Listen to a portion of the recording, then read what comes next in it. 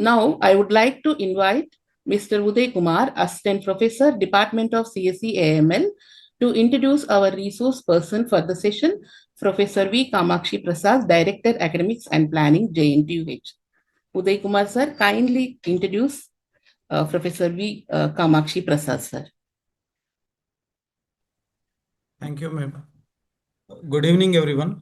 It is my privilege to introduce today's distinguished resource person, Professor V. Kamakshi Prasad, sir, who is currently serving as the Director of Academics and Planning at JNTU, Hyderabad. Sir is a senior professor in the Department of Computer Science and Engineering at JNTU University College of Engineering, Science and Technology.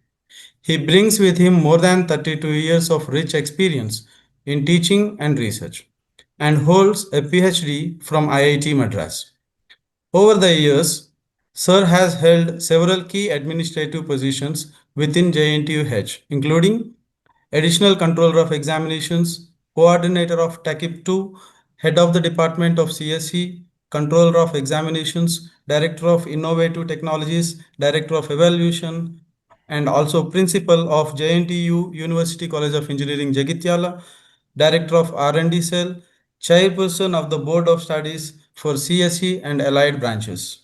Beyond JNTUH, Sir has contributed as a member of Board of Studies, academic councils, and governing bodies of several institutions. He has also served as visitors nominee of President of India to the Executive Council of MANUU, Hyderabad, and as a board member of the School of Computer and Information Sciences at the University of Hyderabad. In recognition of his exemplary contributions to academics, he was honored with the Telangana State Teacher Award in 2020. Sir's research spans multiple cutting-edge areas, including quantum computing, machine learning, data mining, speech and image processing.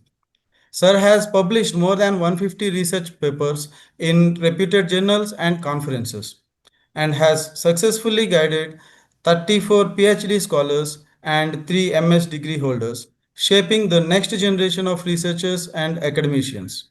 We are indeed honored to have him with us today. On behalf of all the participants of this ATAL FDP on quantum algorithms and cryptography, I warmly welcome Professor V. Kamakshi Prasad sir and invite him to deliver his sessions. Sir, please welcome to start the session. Thank you, Uday Kumar, sir. With the great respect, now I welcome our speaker, Professor V. Kamakshi Prasad, sir, to take the session on fundamentals of quantum computing. Sir, we are delighted to have you with us today. We request you to kindly take over the session. Thank you, sir. Thank you, madam. Thank you for the introduction, and good evening to all the participants of this 1 week FDP program on quantum computing. And quantum algorithms and cryptography under ATAL FDP scheme. So I wish my screen is visible to everyone. Yes, sir. Yeah. Visible, sir. Now just I will move to the slideshow. Right. Today I'm going to talk about the quantum computing. What is the inspiring factors? What are the inspiring factors for emergence of quantum computing? How big the domain is, and what are all the constituent elements of quantum computing and all the related things. Now I am giving the I move to the second slide. Computations nearer to the natural processing. In fact, the emergence of machine learning and any other artificial intelligence, all these things are the sole objective is to make the computers behave or think like humans. So this is another big attempt. So Richard Feynman is considered to be one of the greatest nanotechnology scientists and considered as the father of quantum computing. he was telling, like, if we want to simulate nature, we should build a quantum computer. So if our objective is to simulate the nature, okay, it is not possible by other means, like having a big supercomputer or any other big computing system is not sufficient to simulate the nature. Let us see what is meant by nature in due course. So it is just the way world works. It is not weird. Okay, just you see, you take any, you take for example ammonia manufacturing. In industry, we require 2,500 degrees temperature. So it is exogamous reaction, endogamous reaction, which consumes this much power. In fact, about 20% of the power that is generated in any country, like agricultural country, which demands huge ammonia, 20% of the total power goes for ammonia manufacturing industry. So it is a power hunger industry. So you take, for example, you take bacteria or any living organism. The exception of any bacteria or any living organism is also rich of ammonia. Now the question is whether that high temperatures are generated in our human system. The answer is yes, but it is in a regulated and controlled manner. And all of 2,500 degrees temperatures creation in our human digestion system is just it is unimaginable, but it is happening. It is in the nano level, nanoparticle level. Okay, and another important thing is now you see, you take any chemical equation, there will be few molecules in the left hand side and few molecules in the right hand side. These molecules are made up of atoms. And if you see, if there are some n atoms, n distinct atoms in the left hand side, same n atoms are present in the right hand side. In other words, if some atom is not existing in the left hand side and existing in the right hand side, that is another weird experience. No, so that is for such problems there is no any justification or reason in the chemistry subject. But in fact, in our human system, such things are also happening. In the things that we consume, the one particular element is absent, but it is being generated in our human system. How is it possible? So these are all some important questions that are to be answered. You take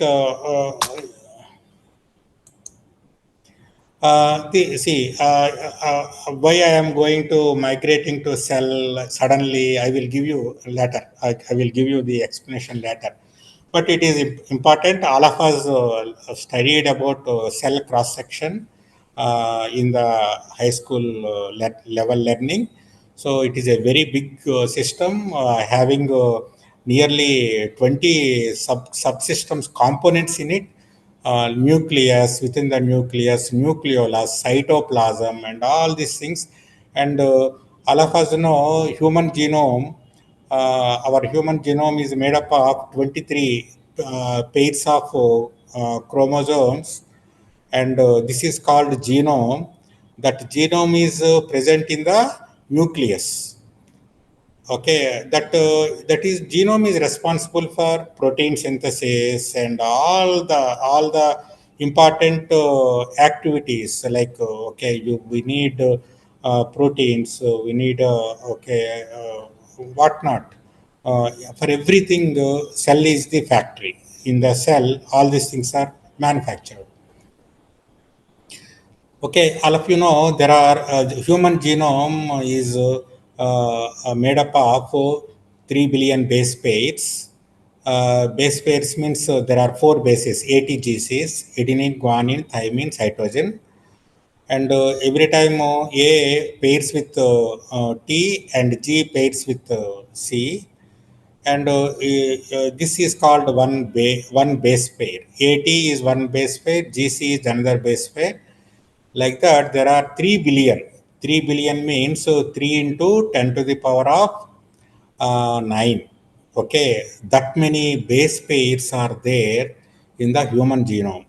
That big human genome is residing in the nucleus of the cell.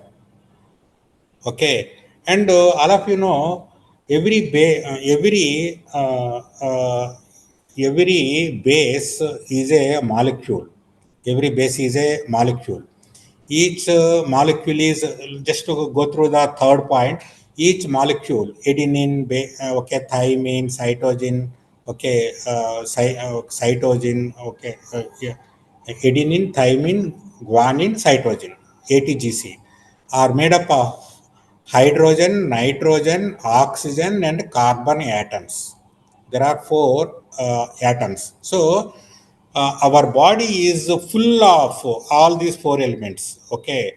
About a large portion of our body is made up of 4 atoms: hydrogen, nitrogen, because each of these bases is a molecule of hydrogen, nitrogen, oxygen, and carbon. There are, you see, 3 billion base pairs in our human genome. Now you see the first point. In the human system, there are estimated to be 37.2 trillions of cells. Cell is called as a basic building block in our human system. So, how many such bricks are there in our human system? 37.2 trillion. That means 37.2 into 10 to the power of 12. That big, okay. So, that many cells, and in each cell, there are 3 billion base pairs. Each pair is a pair of molecules. Each molecule is made up of hydrogen, nitrogen, oxygen, and carbon. Now you see, hydrogen means it is a proton and one electron. Okay, there is no neutron. And oxygen, carbon means 6 electrons, 6 neutrons, 6 protons. Oxygen means 8. Each is of 8. Protons, neutrons, electrons. 7.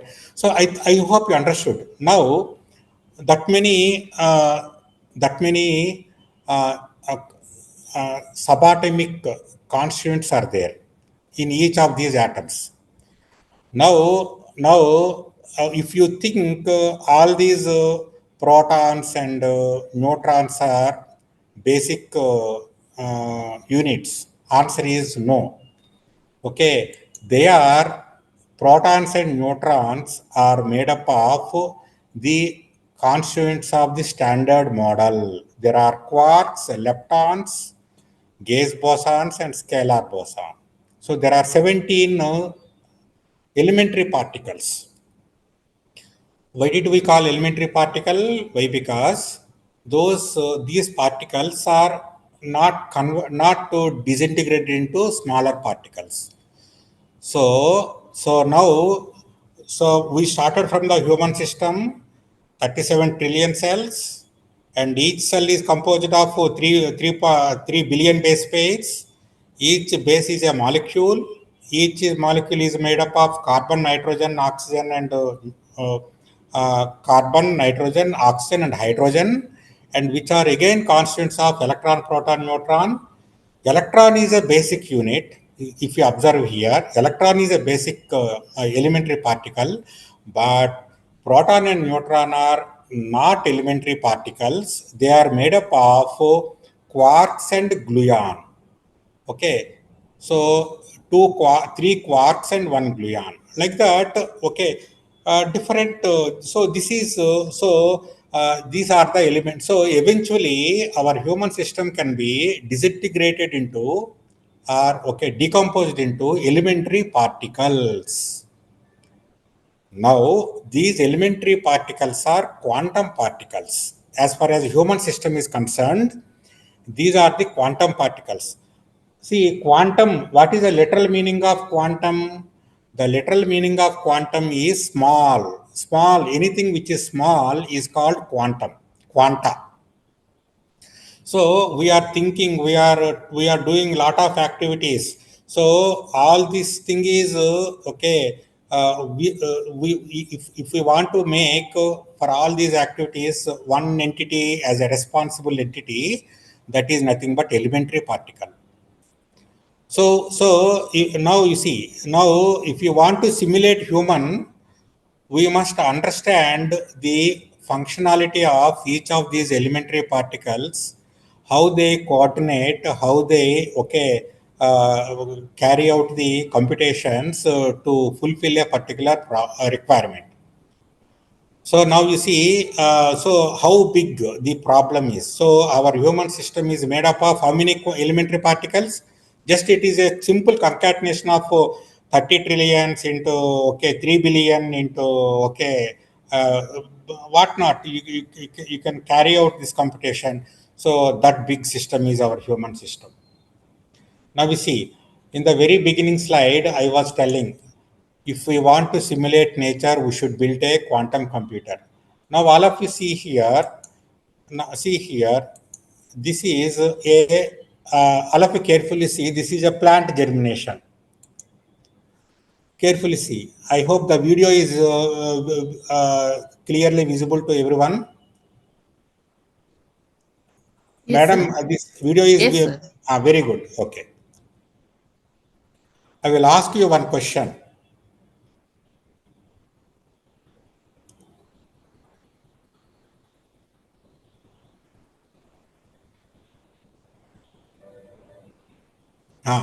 Now you have seen a video. This is plant germination.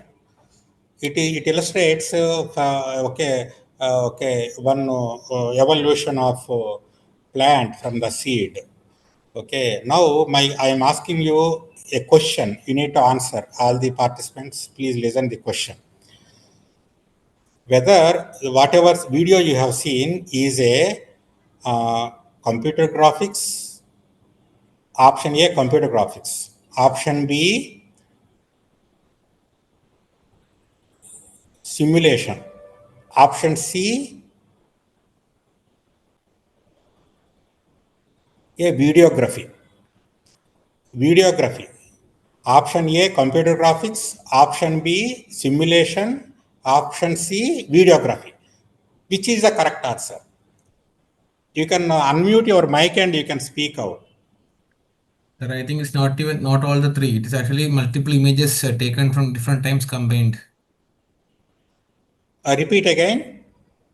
I think it's not any of the three, but multiple images across the different stages of plant germination combined one after the other. These are the images made into a video. Any other answer?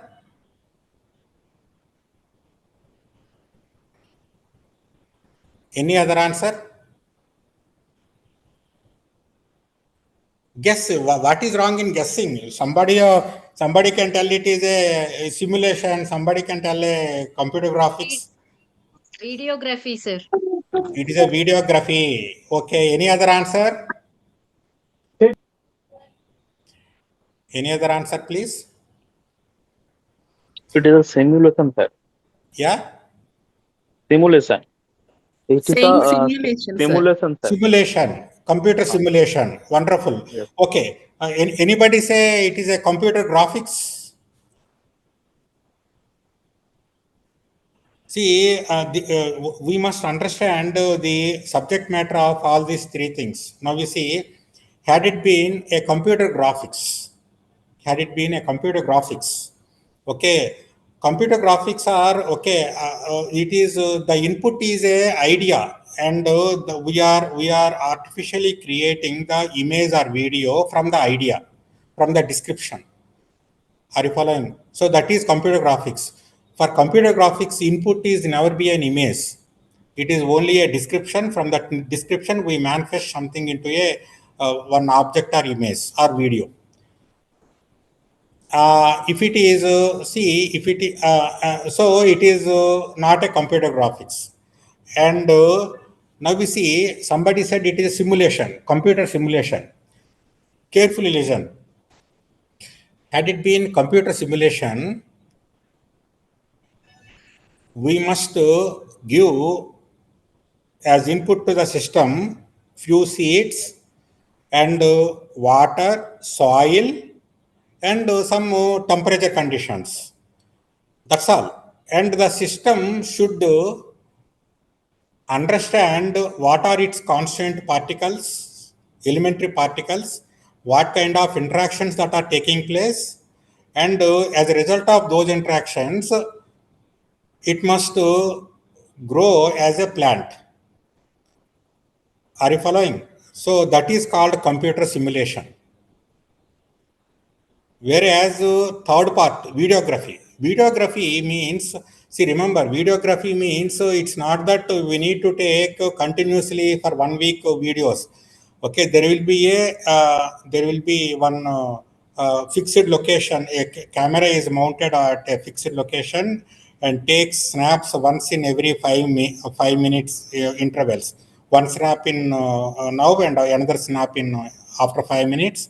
Like that, in the span of 25 into 60 into 5, that many minutes by 5.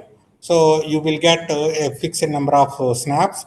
And when you play them in the sequence, so it gives an impression like this.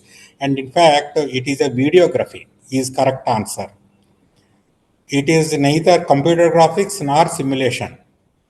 Remember, let us go back to the first slide. What is that first slide? If you want to simulate nature, we should build a quantum computer. That means if you want to simulate, okay, if you want to simulate the germination process of a plant from the seed, okay, as I mentioned just now, all the constituents of subatomic particles, elementary particles of seed only to be given, and the system should understand and simulate the interactions between these elementary particles, and then it should, with the time, how it evolves should be determined. Are you following? So just to think about, okay, this tiny job of plant germination, for this work alone, you take, no supercomputer can take up the simulation activity. The most advanced supercomputer also cannot simulate this small operation. Are you following? So I hope you understood, okay, what are the limitations of the digital computer?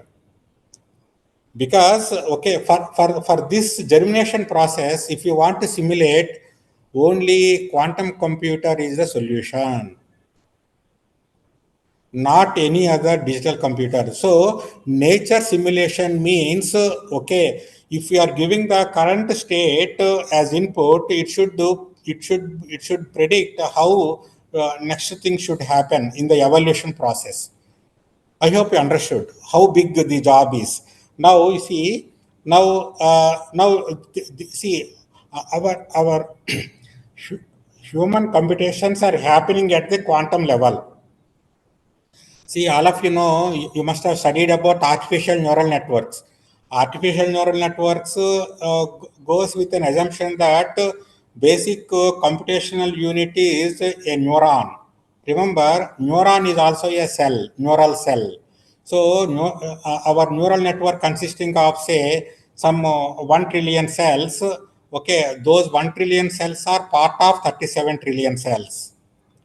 Are you following? So the assumption followed in the artificial neural network subject is it is an abstraction. Okay, abstraction means for quantum computing people, neuron is a very big system, big world. But okay, for neural network people, that is the smallest entity. I hope you are following. So for simulating nature, we must have, that means now, okay, I'm just summarizing. Artificial neural network consider neuron as a computational unit, and we build big systems, whereas quantum computing consider the elementary particle as the computational unit. I hope you understood now. So now, the philosophy here is all the computations, our thinking, our whatnot, memorizing, our decision making, everything is happening with the help of quantum particles, which are nothing but elementary particles. I hope you understood the essence of quantum computing. So our goal is this big. So if you want to simulate a human system, you must understand the interactions among or characteristics of all these standard models. Standard model is a very reputed standard terminology. If you go to Google and just type standard model, this picture you will see there. Okay. So, these are the quantum particles.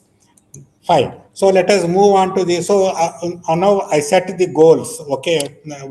When do we say quantum computing mission is successful or completely fulfilled all the intended objects? Means when we successfully simulate the nature. Till that time, okay, all our quantum computers are in the evolution stage only. Okay. Now let us come to the the present day trends. How quantum computing, what is the state of art, where we are, what are its constraints, what are its computational units, and all. Okay, so quantum computing is a reality. All of you know IBM Q Experience is the name of the IBM quantum computer. Quantum computers, unlike our digital computers, they are not in the form of a dabba tin. Okay, or it is, but it will be like a cylindrical shape, which is having such a complex system, and cryogenic temperature conditions are required while it is operating. Okay, there are a lot of challenges are there, but the thing is the quantum computer is a reality. Remember, all the quantum computers are now available. IBM gives us a opportunity to submit our quantum algorithms, and it will be put in the queue. When our turn comes, the program will be executed and results will be published. Will be sent back to you. So it is this is Google, IBM, and many other international organizations are working on building, designing quantum computers. So quantum theory, there are there are some important principles of quantum theory. So these are not exclusive list of principles, but these are most extensively used principles. One is superposition, entanglement, quantum tunneling, Pauli's exclusion principle. Okay, see, remember, all these are superposition, entanglement.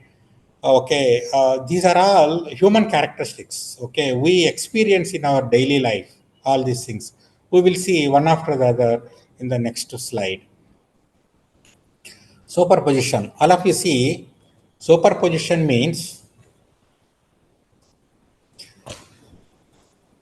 ability of a quantum system to exist in multiple states at the same time.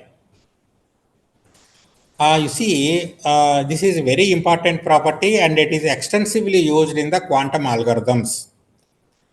So, if you take a classical bit, okay, it either carries 0 or 1.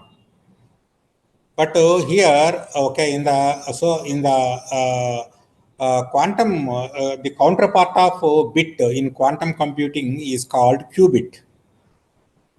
So bit is the digital computer. The counterpart of the bit in quantum computer is qubit.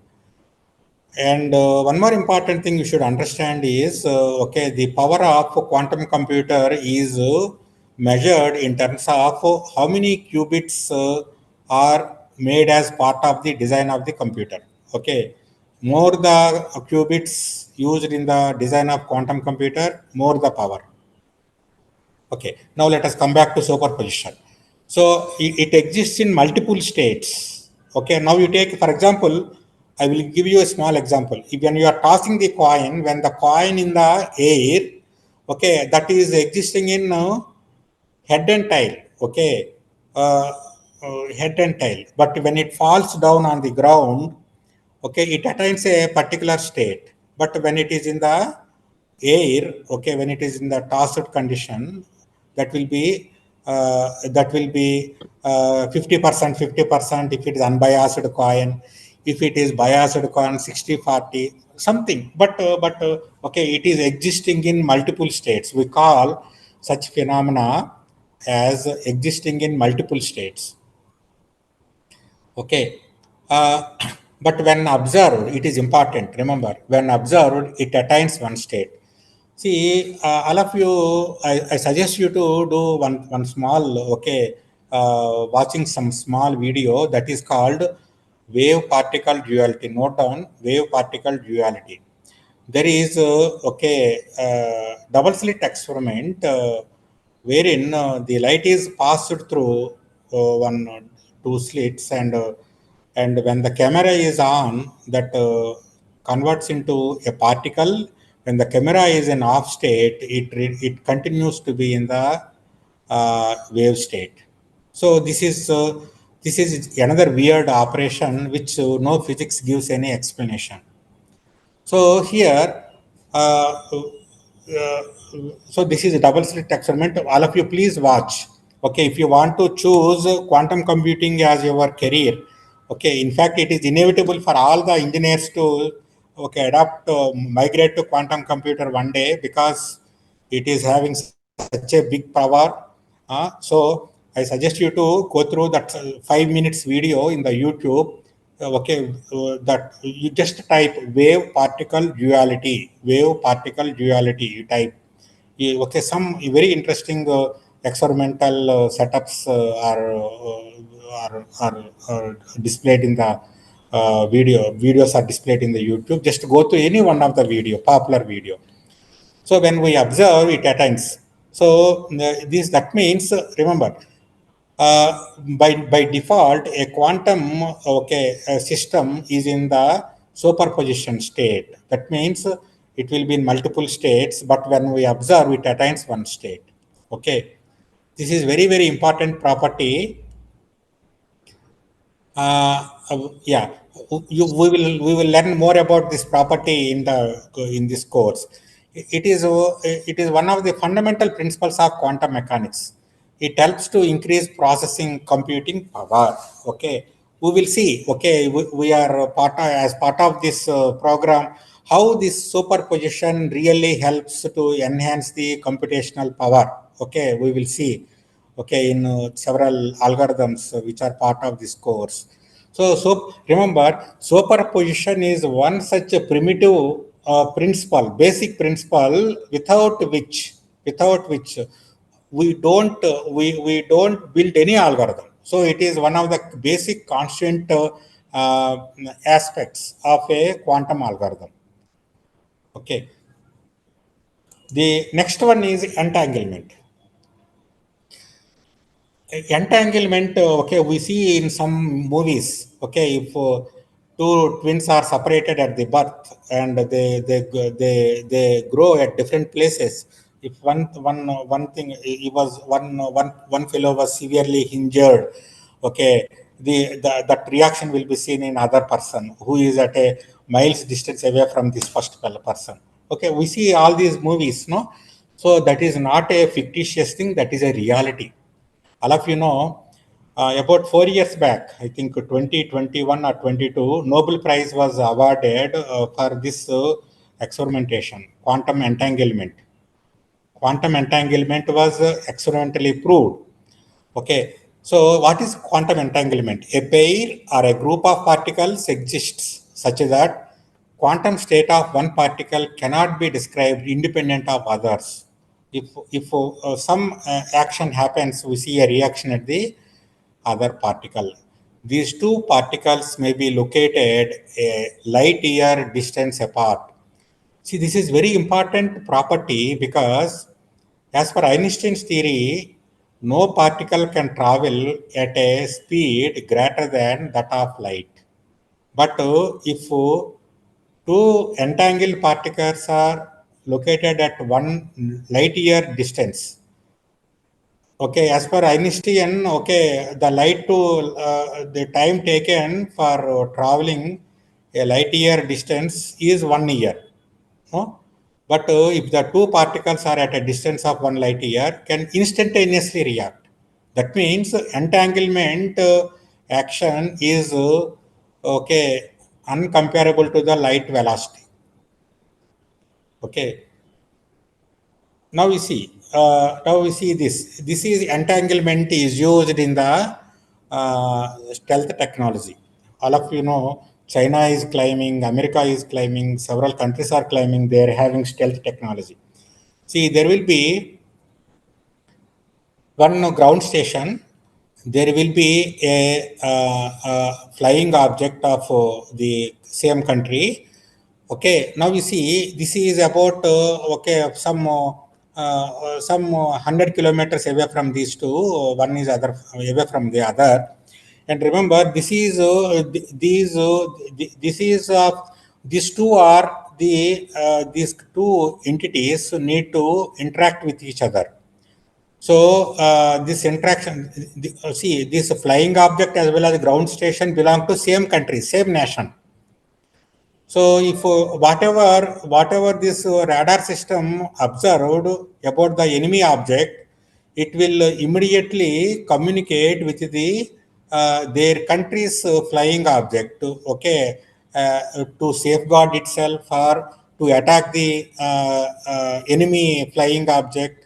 Enemy, okay, this flying object might be a warfare, any flight used in the warfare like. Okay, F-16 or F-35 or even drones, so that means this communication from the ground station to that friendly flying object, if it happens at the entanglement, okay, if they are in entangled mode, communication happens instantaneously. Action and reaction can happen quickly. That will save very precise time for taking right decisions at right time. So this technology is used in the defense nowadays. Okay, people are climbing. Particularly, China is climbing. They are possessing stealth technology. Stealth technology, they are using entanglement. So part of quantum computing is already there in the real world applications. Yeah. Now, so far we have seen two phenomena. One is superposition, which deals with which says a system is in multiple states, but when we attempt to measure, it attains one state. The second one is entanglement. Entanglement means when two objects are in entangled with each other. Okay, the communication between these two objects happen at a speed that is much higher than that of light. The third one is quantum tunneling. So it is very interesting phenomena. Okay, see, quantum mechanics. See, there is a potential barrier. See, take this example. There is one particle, quantum particle. Remember, whenever I say quantum particle, you should understand that was standard model elementary particle.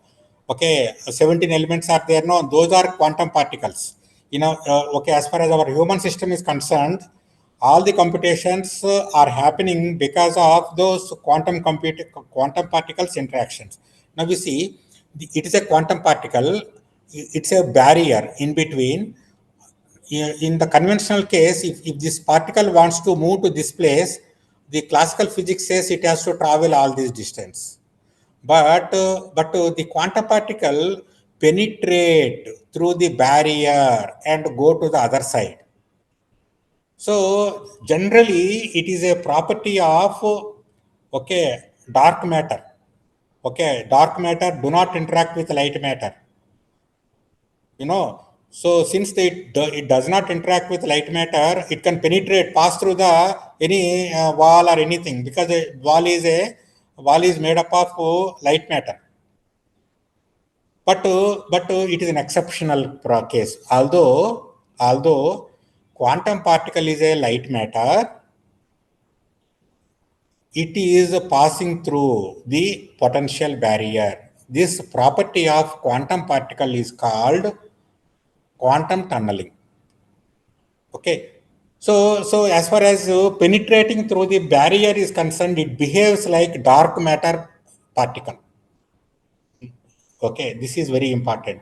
So this is the third property. And the fourth property, Pauli's exclusion principle. Pauli's, okay, spin of the particles is a quantum phenomena. Remember, all of you study, okay, there are fermions and bosons. Okay, off spin means okay, going off circle and then coming back. That is off spin. One spin means going one full circle and traversing in the reverse direction one full circle. That is called integer spin. Okay, so it is spin of the particles. Okay, there are three gates which are built based on this exclusion principle, Pauli's exclusion principle.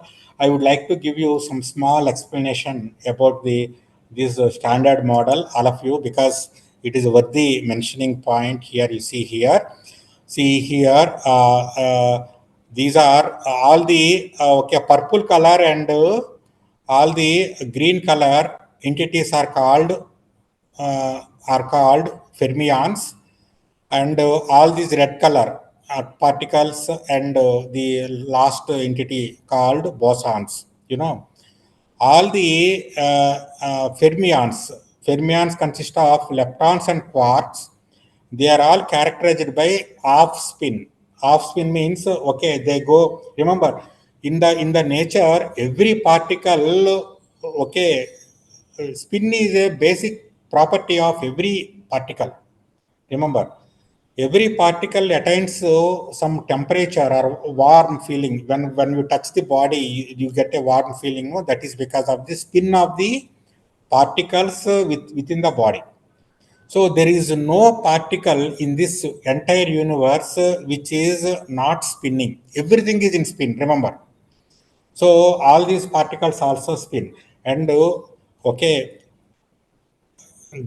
S.N. Bose is an Indian Indian physician, Satyendranath Bose. He was the first person identified this property of elementary particles. He said some of the particles are having half spin, some of the particles are having integer spin. That's why, in recognition of his services, the particles are named after him. Bosons. Bosons are derived from Bose, S.N. Bose. Okay. So he was a contemporary of Einstein, and Einstein liked this idea, and with the co-authorship of Einstein, he published one important publication, and afterwards, all these particles are given bosons, name as bosons. Now let us come back to our Pauli's exclusion principle. So now here, fermions means how many fermions are there? Totally 17 particles. Out of 17, 5 are bosons. 17 minus 5, 12. Those 12 particles, quarks and leptons, are fermions. Okay.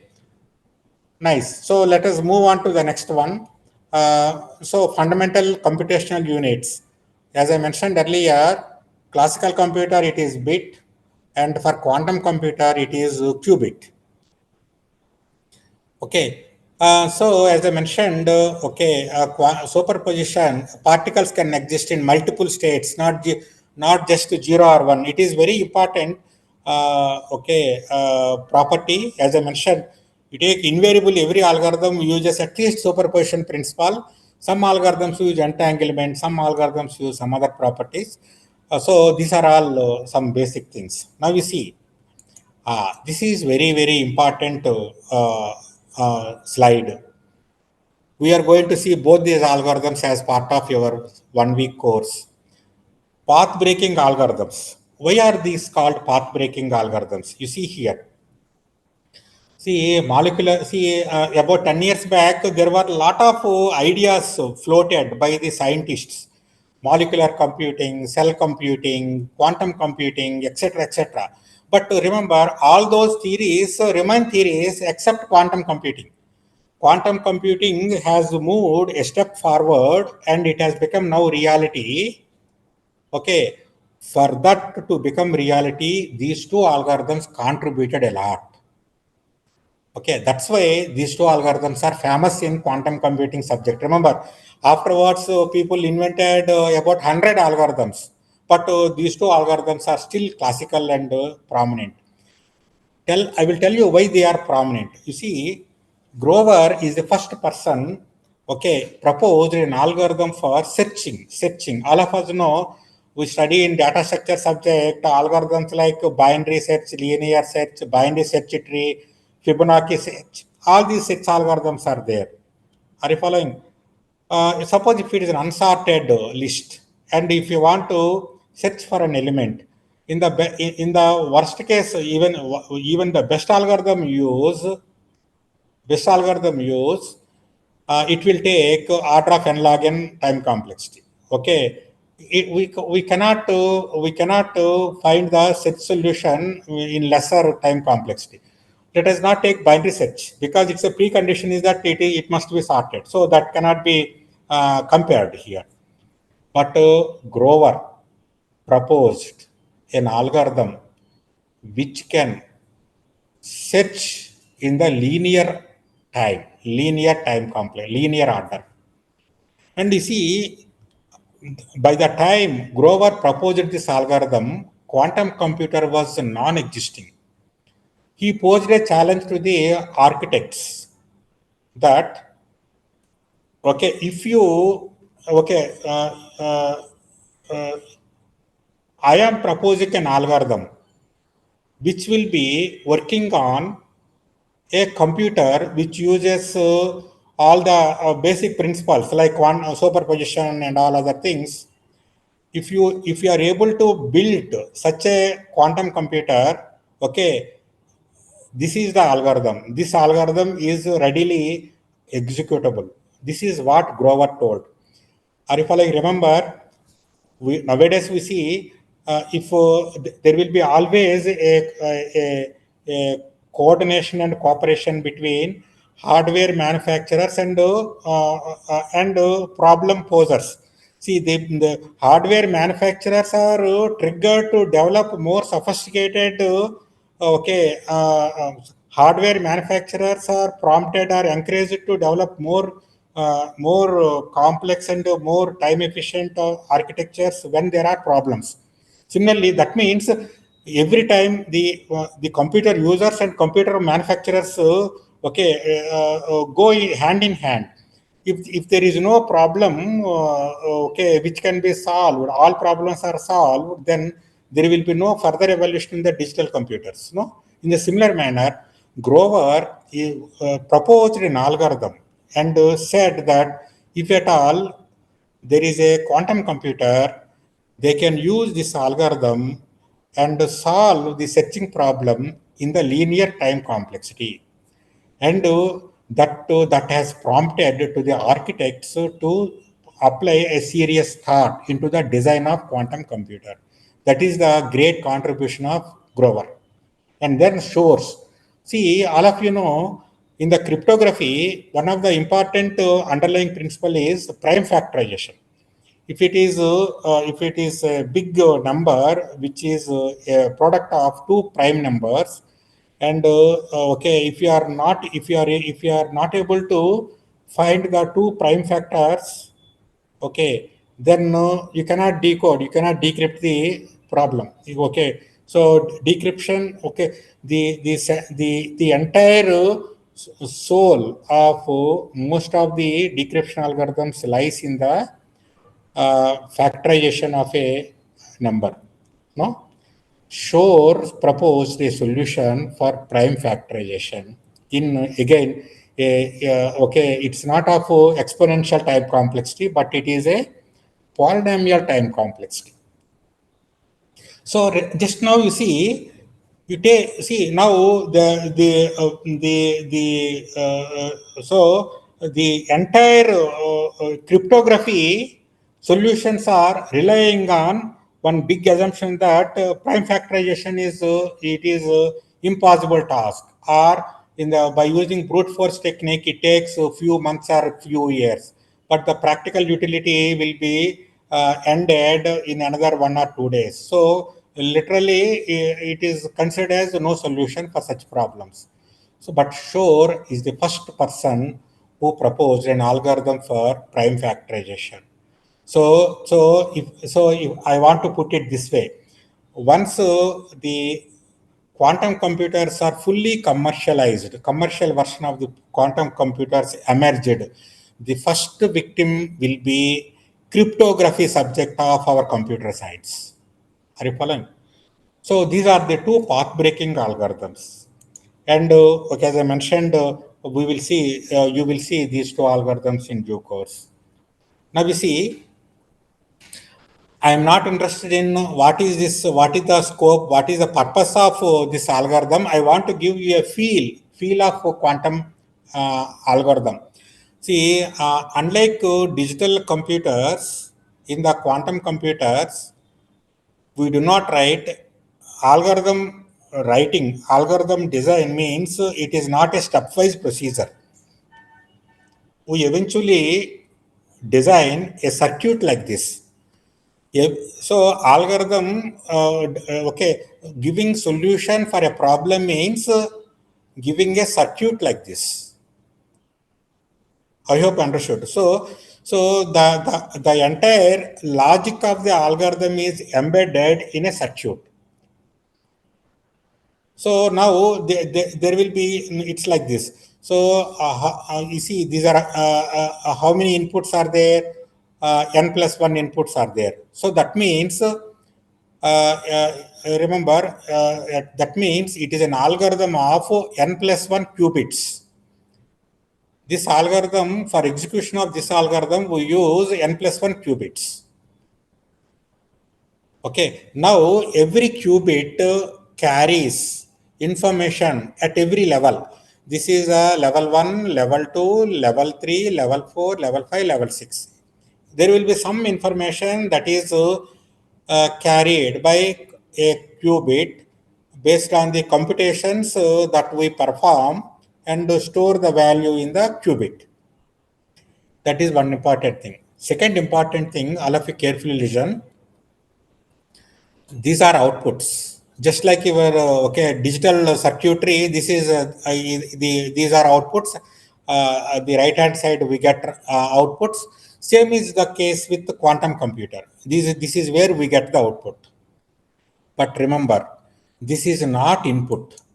This is not left hand side. We see in the quantum in the digital circuit, we give the feed. We feed the input at the we feed input at the input layer and take the output at the output. But in the quantum computer, it is not the input. It is not the input. So this is only initialization. We initialize it either with some 0 or 1. Are you following? So the entire logic is built in the square box. This is square box is called oracle. Oracle. Okay, the entire logic is there in this oracle. I hope you understood.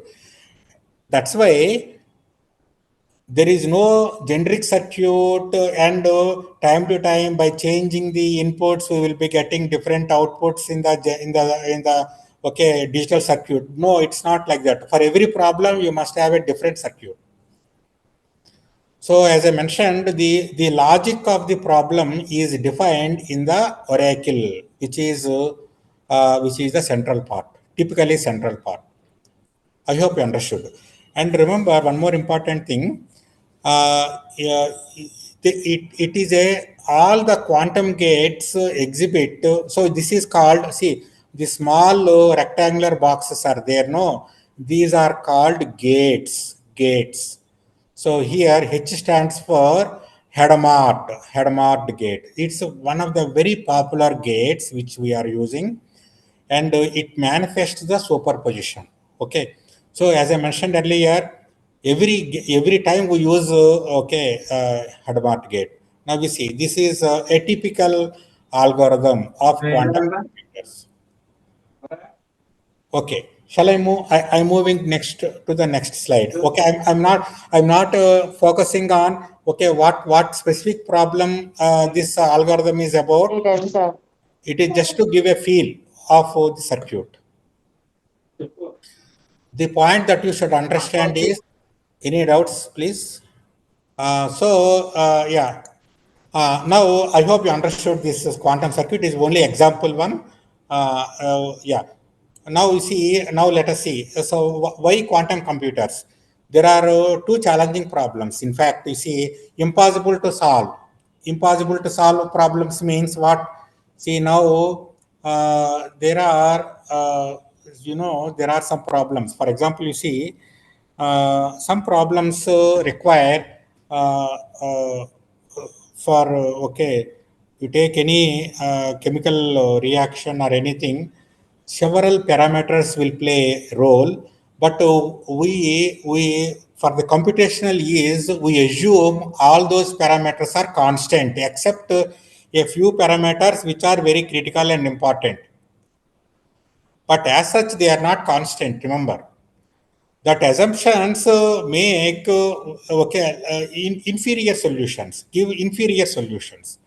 Why assumptions are there in most of the practical designs? Why? Because if those assumptions are freed, okay, computational complexity will be exponentially increasing, and they will be our computers will not be able to solve the problems within the realistic in real time. That's why we term it impossible to solve problem. But you see, you take any real world, like for example, okay, building construction, okay, design of a particular mechanical system, anything, okay, there are a lot of assumptions. Those assumptions, okay, to mitigate those assumptions, we use safety factors. So that means instead of using one bag of cement, we use two bags of cement. Why? Because there is an assumption. So like that, it is we are using lot of we are wasting resources because of the assumptions. Are you following? So now we can make a assumption-free solution. Okay, so those are called impossible to solve. Simply, I will put it another way.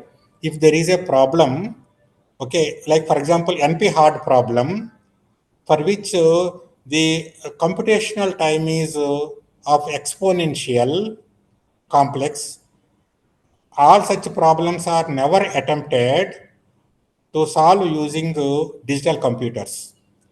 Whenever we attempt to solve using machine learning algorithms, we get a solution, but such solutions are non-deterministic solutions. So it's a trade-off. Okay, but if you want to have a deterministic solution, a perfect solution for all those, for all those,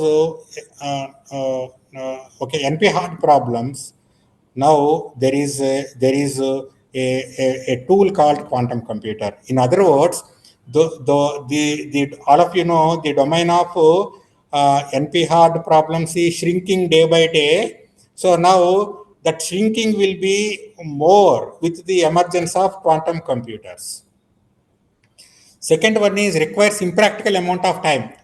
Just now I told about cryptography solutions. Cryptography solutions are breakable, but they take impractical amount of time. But since our utility will be fulfilled within a very short span of time, so we are happy to use them. Are you following? So now these two problems we can solve using quantum computers. Now we see impossible to solve problems. Okay, suppose you see there are some four warriors, each so the distance from this side to other side is 100 yojanas. Okay, each warrior can fly up to 30, 50, 70. Okay, we cannot sum up those things and execute the mission. No, there must be one individual who can take up the responsibility. So such problems are impossible to solve problems. So for which the present day computers are not useful. So impractical amount of problems is this is encryption, decryption. So this is a classical diagram. And this is about drug design. You see here, drug design, now you see, uh, you know, drug design means simply carrying out several permutations and combinations of the, and designing molecules, new molecules, and okay, like that. In the first phase, we design thousands of molecules, and then there will be a systematic procedure to evaluate the suitability of the drug.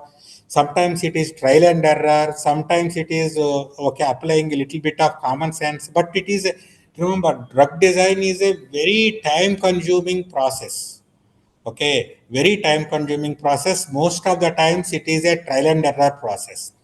Now, with the emergence of quantum computing, what will happen? The expertise is still required, this experimentation is still required, but the search space will be now reduced. Instead of exploring the suitability of thousands of molecules, okay, it will just like our genetic algorithm solution, it will give a small search space. In that small search space, the potential solution will be existing, and we need to carry out the computations only in that small domain that will fulfill your job. So, like that, drug design. Okay. And you see now quantum supremacy. Okay. So, so far we have seen some example areas where quantum computers are very helpful. Now we see it is quantum supremacy. Like Google announced it has million times faster quantum computer than the best classical computer. Okay, the best classical computer means supercomputer. Million times. Remember one important thing. Now I want to relate to you one important thing. How the computational power is linked with the number of qubits that are used in the algorithm. Okay, it is like this. Okay, if it is a computer with 10 qubits, so 2 to the power of 10 computations can happen in one time instance. If it is a computer with 50 qubits, 2 to the power of 50 computations can happen in one time instance. So that is the power. Are you following? So just imagine in the recently IBM claimed, in fact, 2021 itself, it is 2023 itself, it claimed that they built a quantum computer with 100 qubits. It to be more specific, 1121 qubits is called Condor. Okay, okay. This is the latest. So just imagine the power. Okay, it's a huge power is huge. Okay, and then I remember. It is one very important concept here. All of you know, in the quantum computers, we frequently talk about fidelity. What is fidelity? See here, there is a concept called coherence. Coherence means superposition existing in the multiple states at the same time. Carefully listen. You can note down this explanation. This is very important explanation. Coherence means, okay, note down please. I haven't put it in the slide. Okay, even if you take this slide presentation, this word definition is not existing. So, coherence means maintains that delicate balance over time. See, delicate balance over time. Suppose a particular qubit is possessing 80% characteristic of one state and 20% characteristic of another state. It is like it's a superposition. Then that particular superposition state should remain as long as the quantum computer is in on state. That is called coherence property. I repeat once again. See, qubits are in the multiple states at the same time. When they are in multiple states at the same time, their proportion will be varied proportion. It is superposition, no? So varied proportion, retaining that characteristic, like the okay, maintaining that delicate balance over time, okay, is called coherence. It is a very big challenge, but most of the present day, one of the biggest challenge is a decoherence. That means it is quantum qubit is not capturing what it was what it was retaining about a hour back. Are you following? There will be small alteration in the proportion of the information belonging to different states. So there is a fading effect. Okay, this is called decoherence. So the lot of research is going on to make the quantum qubits coherent. Are you following? In other words, you see, I will put it in a known terminology. You take a digital computer, you assign a value to the variable. That value will be carried by that particular variable, okay, as long as the program is running. Okay, are you following? If the program is continuously running, the value that is being carried by a variable will remain same. Are you following? So that is called, whereas that is not the property with quantum computer. Okay, the values are not sustainable over the period of time. So this delimitation is called decoherence property. Decoherence. So a best example for coherence property is the value that is carried by a variable in the digital computer. Okay. Contrary to that, the value that is carried by a quantum qubit will be not the same. It fades out in as the time passes. So that is called decoherence. Okay. So more research is going on. Okay, making it more coherent. Are you following? And you see, okay, classification of problems down based on time criticality, radars, time critical reactions, encryption algorithms. Okay, these are all okay. One some examples, as I mentioned earlier, multiple parameters, engineering designs. Okay, there will be some parameters which are ignored completely, but there is a Murphy's law. If there is a possibility for occurrence of some disaster there is a 0.01 probability for happening of a particular event, it is bound to happen one day. No, so in the similar manner, when we ignore some parameters, those parameters are proven to be critical in some experimentation. It will lead to a disaster. So, okay, all these things are the current activities. Okay. Uh, so these are, okay, as I mentioned, Shor's algorithm for prime factorization, Grover's algorithm for telephone book sets for a phone number. So state of art systems are 1121 qubit uh, Condor and 156 Heron. Okay, all these things are there. And now let us see the Indian government initiatives. Now there is a national quantum machine nowadays.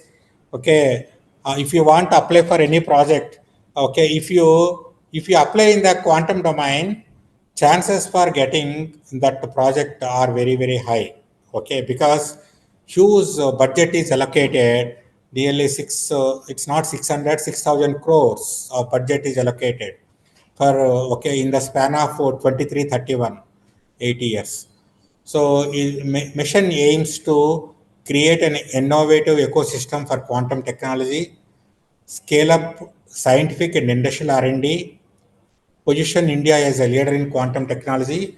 All of you know, Andhra Pradesh state, Amravati, is developing Quantum Valley, which is going to be a biggest facility in the entire country.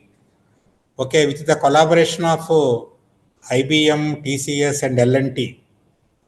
and this will be having they are trying to build a complete ecosystem, no? It is one of the greatest uh, uh, uh, happenings. Like as I mentioned, Quantum Valley, just like Silicon Valley, Quantum Valley of India means it is Amravati. And remember, lot of R&D, a lot of opportunities in R&D. Now you see, quantum computing is a destructive technology in the sense that, okay, it is once these quantum computers are commercialized and it becomes a computer pervasive everywhere. Then it will we need to it opens up a lot of research and research problems. Okay, we need to reinvent all our subjects of learning, like operating systems, database management systems, data structures, okay, whatnot, computer organization. Okay, every subject is going to change. Are you following? So there will be a lot of opportunities, and as I mentioned, it's a destructive technology. Uh, and okay, when you take up a particular task and do okay, if the digital computer takes 100 hours or say 1 hour, contrary to that, quantum computer takes only few seconds. Naturally, there will be a huge power saving. Okay, what are the challenges now? Very expensive. Because very expensive. Why? Because they are operated in the 0 degrees Kelvin. Okay, that is okay. The 0 degrees Kelvin temperatures are the prerequisite conditions. Okay, cryogenic conditions. That is one biggest challenge, and very fragile. Fragile means the present day we have seen some few digital quantum computer photos. Okay, those any quantum computer lifespan is very small, few months, because of the hypersensitive nature. The instrumentation becomes malfunctional within very short span of time, unlike our digital computers, which are very rugged. Okay, any kind of vibrations can impact the atoms and cause decoherence. Are you following? I told you about decoherence. Coherence means okay. Opposite of coherence means decoherence. Okay. So these are the challenges of the present day computers, and future directions in the design of quantum computers. Now, remember, quantum computers are being built using the same manufacturing technology as classical computers. Remember, though it is something like this. Okay, the you take any Java compiler, any compiler is built on C programming language. No, in the similar manner, all these theories, all these okay, great works are being carried out on the digital computer base. Are you following? It's like a simulated versions, truly speaking. Okay, it is a true sense. It is not a true quantum computer. Remember, true quantum computer means the one which dispenses with the zeros and ones, because we humans do not use zeros and ones while carrying out computations. Okay, that state has not yet attained. Okay, in the quantum computers. So these are the challenges. Okay, error corrections caused by environmental noises. Okay, okay, designing new materials with the desired properties in simulating atomic interactions, which are less fragile in nature. Okay, which are having more durability. Okay, which cause less okay, decoherence problems. Okay, high cost of developing and maintaining quantum computers limit widespread adoption. And the quantum key distribution needs to close the big gap between theory and, as I mentioned, quantum key distribution is one of the key ideas which are used in the cryptography, key distribution and all, which you will be learning in due course. Okay, creating user-friendly quantum programming tools is essential to enable wider adoption by researchers and developers. All these things will evolve with time. Okay, having quantum computer and then okay, its maintenance and operations, usage, everything. That complete ecosystem need to be built. Are you following? So these are the challenges. So I wish to summarize my presentation. So quantum technologies can bring a phenomenal change in the field of biology. Remember, see, all of you know, nowadays ACT is telling us to introduce biology as a subject for engineering because most of the biological procedures like mitosis operation, meiosis operation, and then protein synthesis, okay, all these things are being carried out in the human system with the help of elementary particles. Okay, unless our understanding goes up to that level, we cannot really build a quantum computer which can simulate the nature. So remember, as we have seen in the previous slides, it is truly powerful. But okay, we must pose the problems which can consume the power of quantum computer. It's not simply a prime factorization of a big number and so on, so on. Okay, so that means that requires understanding of the biology. Okay, the next generation is the generation of quantum processors. Many impossible and highly time-consuming tasks can be solved with ease. Several important milestones in the evolution of quantum processors have been successfully accomplished. Remember, it is very important. It is not a theoretical idea, but it is a reality. Okay, it is going to be a reality in the commercial domain. Reality in the commercial domain very soon. Better designs of quantum computers are essential for better life. Better life means assumption free life. Okay. So these are some of the topics that I want to okay, discuss with you in the introduction session.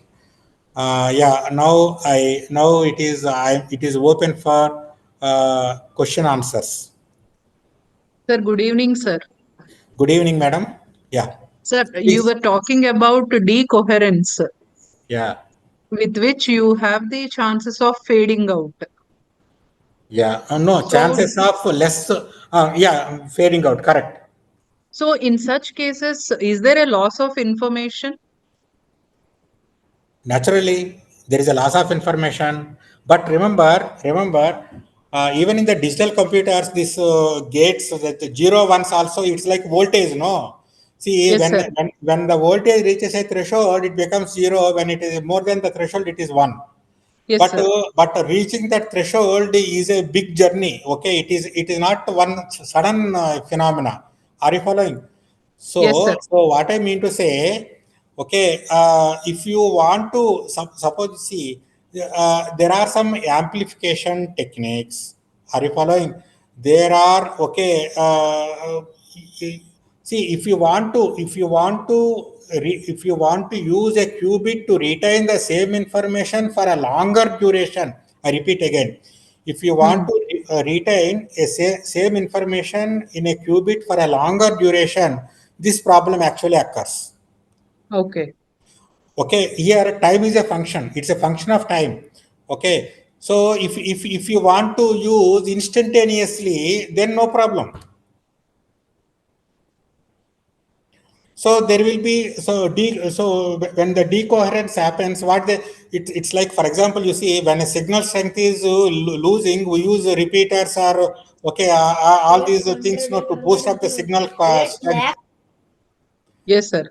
Similar kind of techniques are being used. Okay, like okay, refreshing. Like you see, for example, our CRT devices. Okay, what is the CRT device? Okay, that phosphor code will be okay, okay, fade out after some time. If you want Hmm. to see the same picture again for a constant Refreshing. duration, it will Refresh. refresh at the constant rate. No. Yes, sir. Similar such mechanism is being built. Understood, sir. Thank you. Yeah, any other? Sir, I'll read out the question posted by somebody in the chat window. Yeah, please. What is the relationship between decoherence and fidelity in quantum computing? Okay, decoherence and fidelity. Fidelity, they are related. Fidelity means retaining. Okay, okay. If coherence is a continuous activity, fidelity means that retaining a value for a longer duration. They are related. Both are related.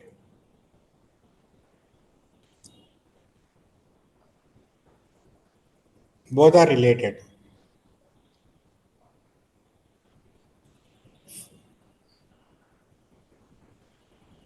Yeah, any other question?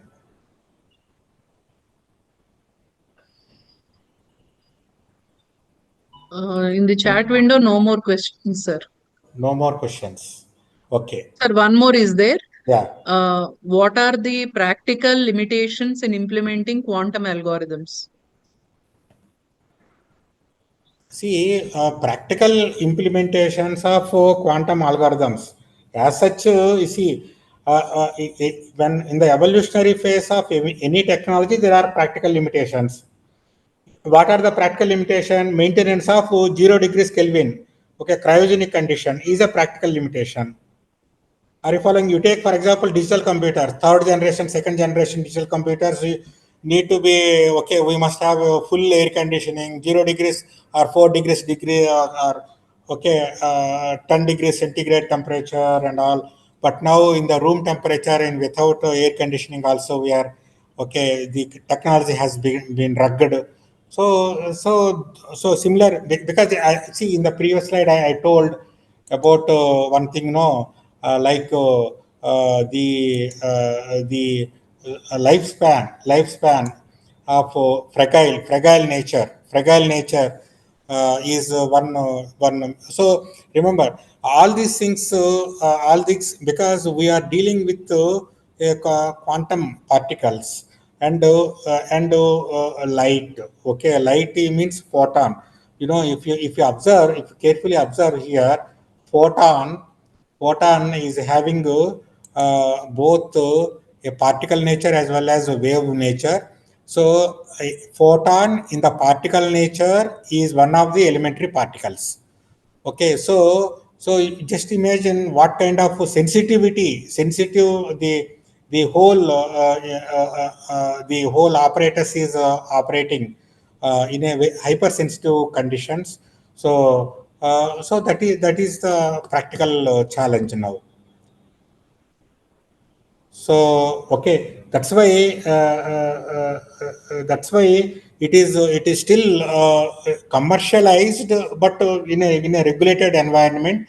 But okay, it has not reached a common man. Okay, or we cannot have a quantum computer in our college or in our R&D research lab. So that those are all maintenance problems. Sir, one more thing. There is a recent news that MIT has proved that the double slit experiment is proved to be wrong. So, what is your comment on this?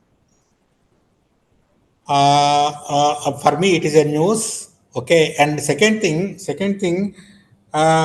remember, double slit experiment has proven the duality nature of a particle.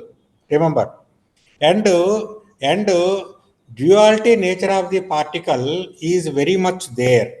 Okay, see, by saying okay, by giving some counter proof, okay, in fact that will not lead to any progress. Okay, probably okay, what remember, okay, what special conditions, under what special conditions it is disproved. I am not sure. I am not known because, as I mentioned, it is a news to me. But remember, this wave particle duality is very much there. If that remember, uh, uh, you know, light matter, light energy are interchangeable. Interchangeable.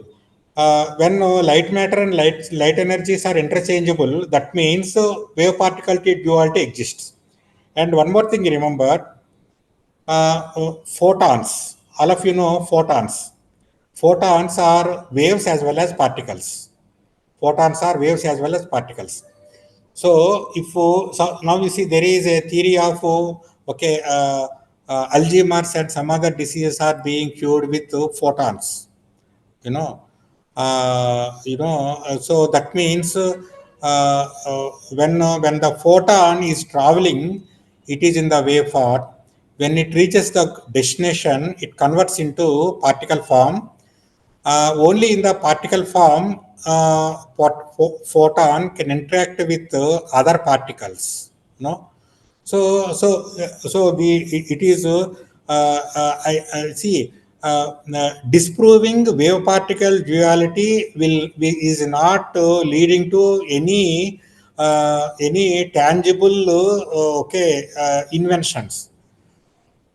Particularly in the era of in era where people demonstrated entanglement. Okay, so wave particle, the duality is there. Duality. See, remember, every belief is translated into an experiment. Okay, till 3 years back, people did not experimentally demonstrate wave particle entanglement. But in 2021 or 22 or some 3-4 years back, it was demonstrated in the laboratory. Are you following? Same is the case with wave particle duality. Okay, see, by proving the existence of wave particle duality will be a foundation for quantum computing. Disproving is not a foundation for quantum computing. Are you following? So my strong belief is that if at all there is such an experiment, that will fade out. Okay, because see, there must be some specific conditions in which particle and particle is not converted to wave or vice versa. Probably that person who carried out those experiments must have hidden. Those things will be revealed out in due course. This is my personal opinion. Sir, two more questions. How does quantum entanglement differ from classical correlation? Quantum entanglement, classical correlation. Remember, see, correlation is a property of entangled object. I repeat again, correlation is a characteristic of entangled object. If a correlated object is separated out as decorrelated, uncorrelated objects, that means they are not in the entangled state. See, correlation, suppose two particles are there, they are in the correlated mode. And if these two particles, remember, there are some irrevocable operations. If correlated is not resulting into decorrelation, I will put it this way. The two entities are correlated. And if you are separate out them as uncorrelated, then these two are not entangled particles. If correlated and it is an irrevocable operation, that means we are unable to non-correlate, then they are in the entangled state. So in other words, for defining entanglement, we use correlation. Are you following? For defining entanglement, we use correlation. But okay, every correlated entity is not leading to entanglement. If the two things are correlated, but but in the next operation, I am separating them into two decorrelated objects, then it is not an entanglement. Understood, sir. So for illustration of correlation, for illustration of entanglement, we use the concept of correlation. Sir, one last question. How quantum tunneling is correlated in information processing quantum computers? How quantum tunneling is Correlated in information processing in quantum computers. Yeah, I have personally not encountered any algorithm which is using quantum tunneling. Okay, so probably I need to search for this particular property where tunneling is really useful. What are the corresponding gates? Okay, how those gates are used for some real world problems. Okay, I need to find the solution problems as well as the corresponding gates. I haven't come across this, but certainly remember, as I mentioned, it is a very unique property of subatomic particles, light particle. Remember, it's a had it been a dark matter particle, okay, that's not a big matter of concern, but it's a light matter. Okay, I haven't come across this particular property. I used, I have seen several algorithms possessing the property of superposition, entanglement, Pauli exclusion principle, but not the quantum tunneling. It's a good question. We need to explore. I need to explore it. Thank you, sir. Thank you so much. Thank you.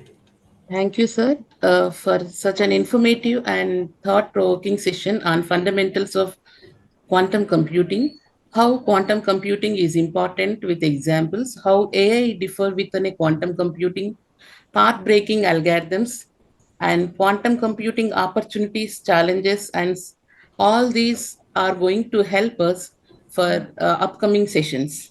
And also, thank you, sir, patiently explained all our queries. So, on behalf of the organizers and participants, we extend our heartfelt gratitude to you for taking the time out of your schedule and sharing your valuable knowledge with us, sir. Thank you once again, sir. Thank you, ma'am. Thank you, organizers, for giving this opportunity. Thank you.